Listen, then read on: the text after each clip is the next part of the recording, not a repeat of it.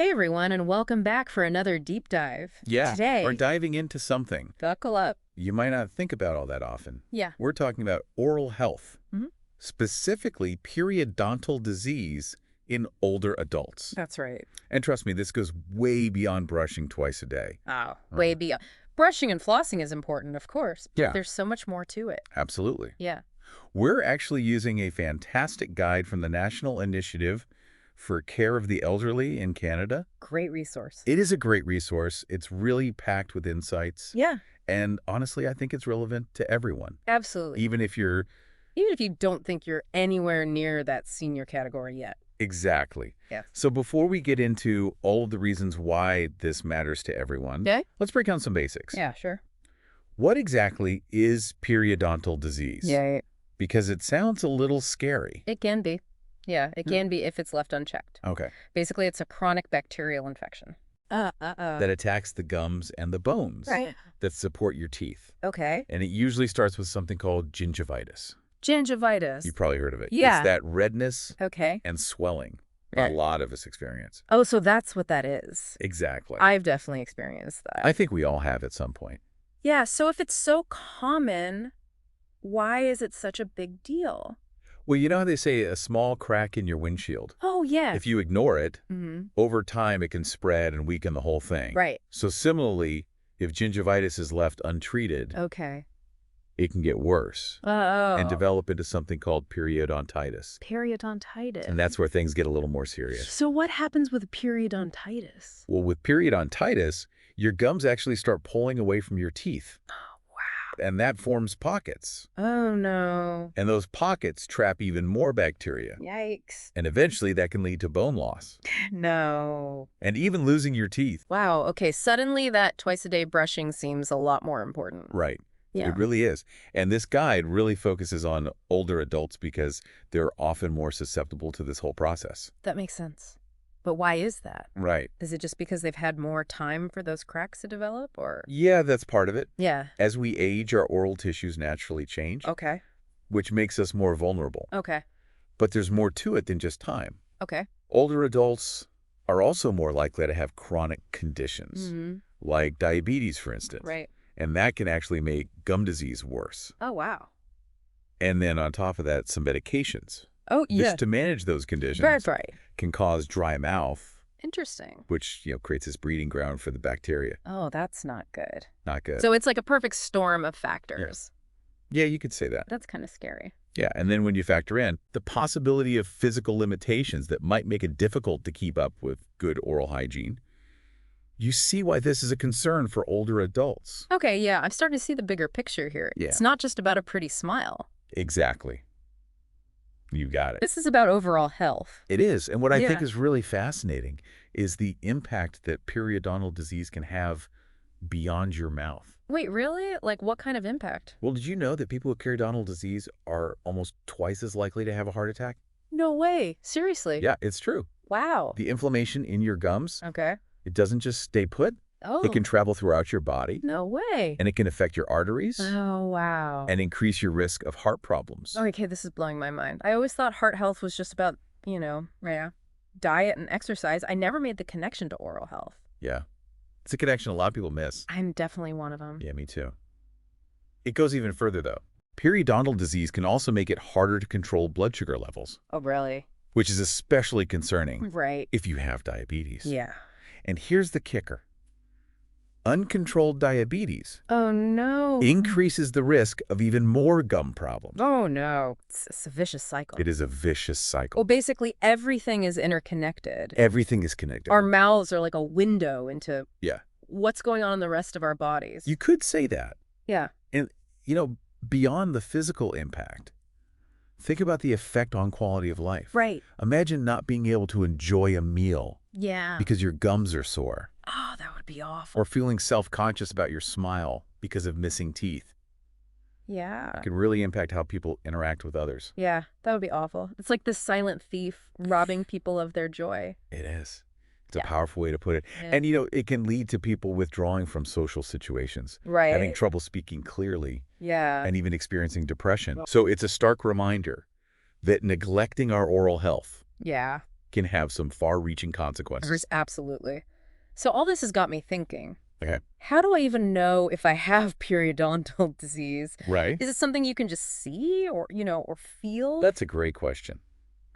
And that's where it gets a little tricky Okay. because pain isn't always present in the Oh. early stages. Okay. But there's some telltale signs. All right, give it to me straight. Right. What should I be on the lookout for? Okay, so we'll keep an eye out for tender or bleeding gums, Yeah. especially when you're brushing or flossing. Okay.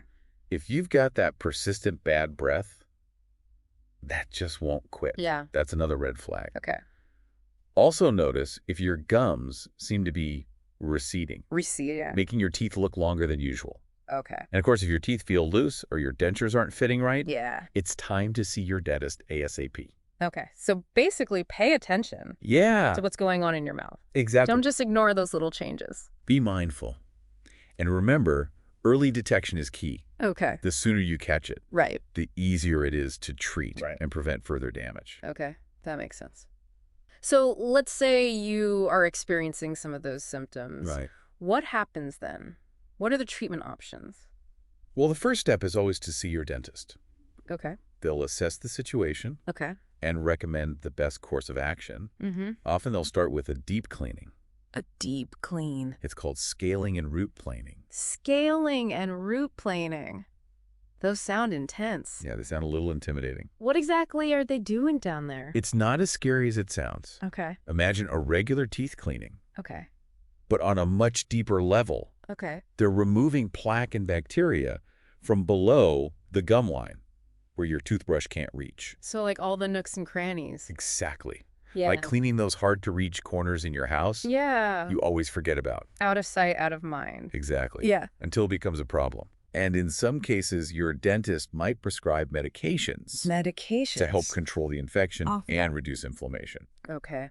And what if it's gotten really bad? Mhm. Like what happens in those more severe cases? Well, in those situations, your dentist might recommend a surgical procedure, Oh, wow. like flap surgery, bone grafts, or tissue regeneration. That sounds serious. It can be. And that's why this guide really emphasizes the importance of getting a second opinion Yeah. if you're facing any extensive treatment. Right. It's always good to have all the information and explore all your options. Absolutely. I think that's good advice for any medical procedure, Absolutely. not just dental work. Right. Now, I remember the guide also talked about special considerations for older adults. Yes. Especially those who might need assistance with oral hygiene. Right. That feels like a really important It is. and often overlooked aspect of this. Absolutely. And this is where caregiving comes in. Okay. The guide highlights a really thoughtful approach called task breakdown. Task breakdown. It's all about respecting the individual's dignity and independence, Okay. while also ensuring that their needs are met. Task breakdown. I've never heard of that. Well, What's the idea behind it? So basically, it's about figuring out which parts of oral care someone can handle on their own, Okay. and then providing assistance only when needed. Gotcha. For example, someone might be able to hold a toothbrush, Okay. but have difficulty with the actual brushing motion. Right. So in that case, the caregiver would step in and help with that part Yeah. while encouraging independence for the rest. So it's not about doing everything for them, No, not at all. but rather empowering them to do what they can Exactly. and offering support where it's needed. Yes. I love that approach. It's all about meeting people where they are, Yeah. both physically and mentally. And the guide actually goes even deeper, Oh, does it? suggesting specific strategies like bridging distraction chaining and hand-over-hand techniques. Wow, those sound interesting. Can you give us a quick rundown of what those are all about? Sure, let's start with bridging. Yep. It's a technique where you use sensory cues Okay. to help someone connect with the task. Oh. For example, if someone is struggling to brush their teeth, Yeah. you might gently place the toothbrush in their hand Mm-hmm. and let them feel the bristles, Okay. or help them smell the toothpaste. Interesting. These familiar sensations can sometimes trigger a memory or a sense of familiarity Oh, wow. that allows them to continue independently. It's almost like you're building a bridge between the task and their understanding of it. Exactly. I like that. What about distraction? Well, distraction's a great technique for people who might get agitated or resistant Right. during oral care. Yeah, that makes sense. So it could be something as simple as giving them a familiar object to hold Okay. or playing their favorite music. Right. It's all about shifting their focus away from the perceived unpleasantness of the task. That's clever. It's like redirecting their attention towards something positive. What about chaining? Chaining is all about breaking down the task into smaller steps Okay. and then gradually increasing the person's involvement. Okay. So you might start by doing most of the brushing yourself Gotcha. and then asking them to help with rinsing or spitting. Okay. The idea is to celebrate those small victories and build their confidence over time. So you're kind of building a chain of success one link at a time. Precisely. I love that analogy. And finally, what about hand over hand? Hand over hand is a really wonderful technique for individuals who might have trouble with motor control Okay. or sensory awareness. Mm-hmm. In this case, the caregiver gently places their hand over the person's hand Okay. and guides them through the motions of brushing or denture care. Oh, wow.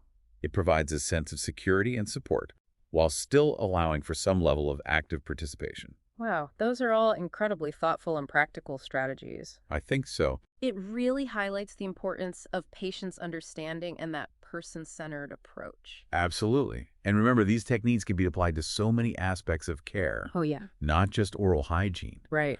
It's all about finding ways to empower individuals Right. to maintain their dignity and independence for as long as possible.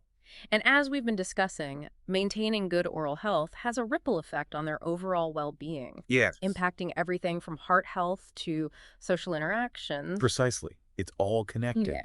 And that brings us right back to the importance of prevention and early detection. Yeah, okay. We talked about the symptoms earlier. Right. But let's do a quick refresh for our listeners. Yeah, let's hit those highlights again because I think it's easy to forget It is easy to forget. in the midst of all this fascinating information. It is. So remember, pain isn't always a reliable indicator, Right. especially in the early stages. Okay.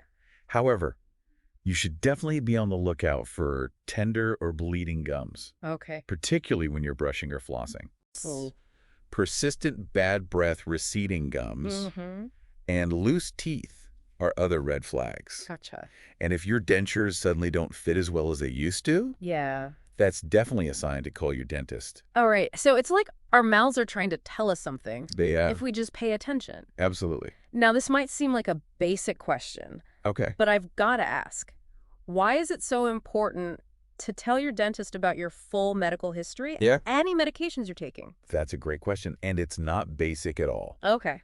It's really crucial information Okay. because it gives your dental team a complete picture of your health. Right. For instance, some medications can cause dry mouth as a side effect. Okay.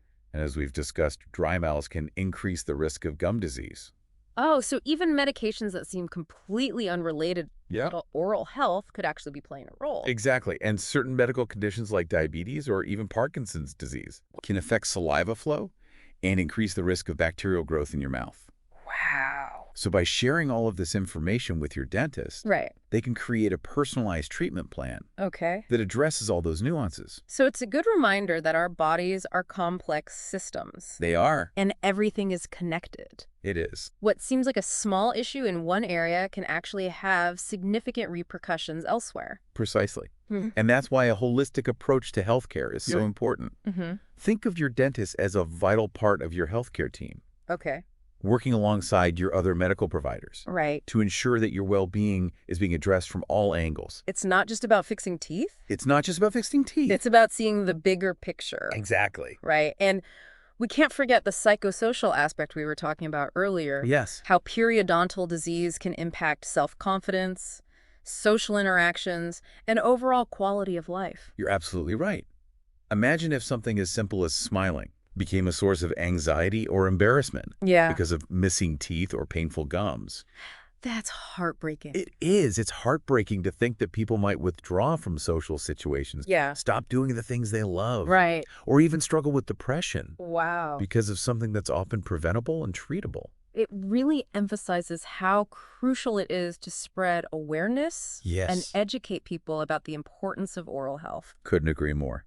And that's precisely why we're having this deep dive conversation today. Right. We're equipping you with the knowledge and tools to take charge of your oral health Absolutely. and advocate for those you care about. We've covered a lot of ground in this deep dive. We have. From the science behind periodontal disease to the importance of a holistic, person-centered approach to care. Mhm. I don't know about you, but I'm feeling incredibly empowered to take action. Me too. We'll be back after a quick message with the final part of our deep dive into periodontal disease. So stay tuned. All right, and we're back for the final part of our deep dive into periodontal disease. We've gone from the basics of gum health to the surprising ways it connects to our whole bodies Yeah. and even our social lives. It's been a real eye-opener for me, and I hope it has been for you too. Yeah, it's been quite a journey. And, Yeah, like we've been saying, the more you know, the better equipped you are to make smart decisions about your health. absolutely. So now that we've talked about the risks, the symptoms, and even the treatments, I feel like I'm finally understanding the full scope of this. Right. But before we wrap up, let's go back to the beginning for a minute. Okay. What are the simplest, most effective things we can all be doing to prevent periodontal disease in the first place? Well, they say the classics are classics for a reason. Yeah. Brushing twice a day with fluoride toothpaste and flossing daily. You can't go wrong with those. Yeah, those are the fundamentals for sure. But the guide also talked about how important technique is. You're, It's not just about checking those boxes, right? you're right. Yeah. Mindlessly scrubbing your teeth isn't going to cut it. Right. If you're not using the right technique, you could be missing entire areas where plaque and bacteria are building up. Oh, that's a good point. So don't be afraid to ask your dentist or hygienist for a personalized lesson. They can show you exactly how to brush and floss effectively for your teeth. Yeah, that's a really good tip. I think a lot of people are walking around with less than ideal technique, Probably. without even realizing it. Absolutely. And of course, we can't forget about those regular dental checkups and professional cleaning. Essential.